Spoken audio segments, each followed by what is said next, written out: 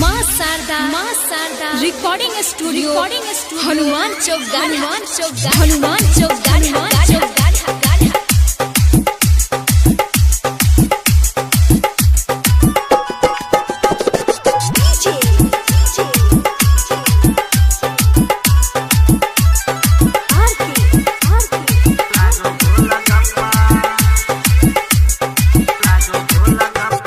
चल नहीं उतान कियो मार दे तो धक्का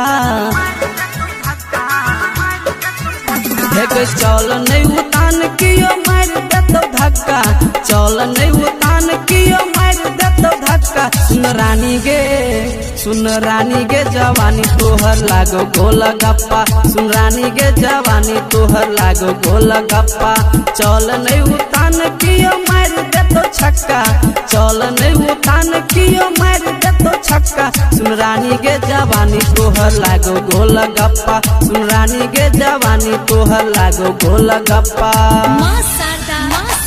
रिकॉर्डिंग स्टूडियो हनुमान चौक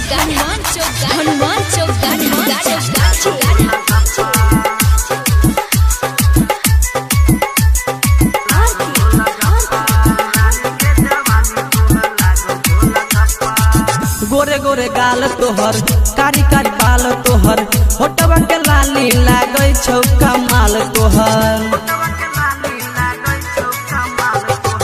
गोरे गोरे गाल तोहर कारी कारी बाल तोहर होटवा के लाली लागै छौ कमाल तोहर बोल नहीं तू बेसी नहीं तो खोल दे तो खत्ता बोल नहीं तू बेसी नहीं तो खोल दे तो खत्ता सुन रानी गे जवानी तोहर लागो गोल गप्पा सुन रानी गे जवानी तोहर लागो गोल गप्पा चल नहीं उतान कियो मार दे तो धक्का चल नहीं उतान कियो मार दे तो धक्का सुन रानी गे जवानी तोहर लागो गोल गप्पा सुन रानी गे जवानी तोहर लागो गोल गप्पा।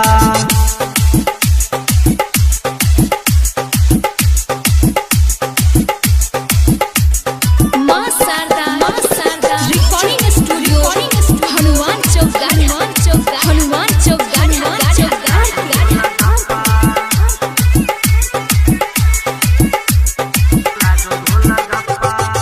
पतली कमर तोहर तिरछी नजर तोहर अपना बना के है छोर बौला भर तोहर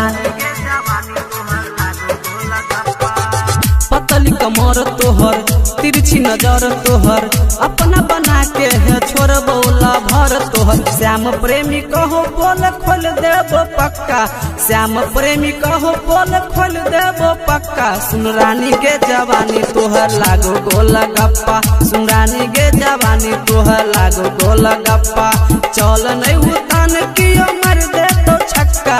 चल नहीं उतान कियो मार दे तो छक्का सुन रानी गे जवानी तोहर लागो गोल गप्पा सुन रानी गे जवानी तोहर लागो गोल गप्पा।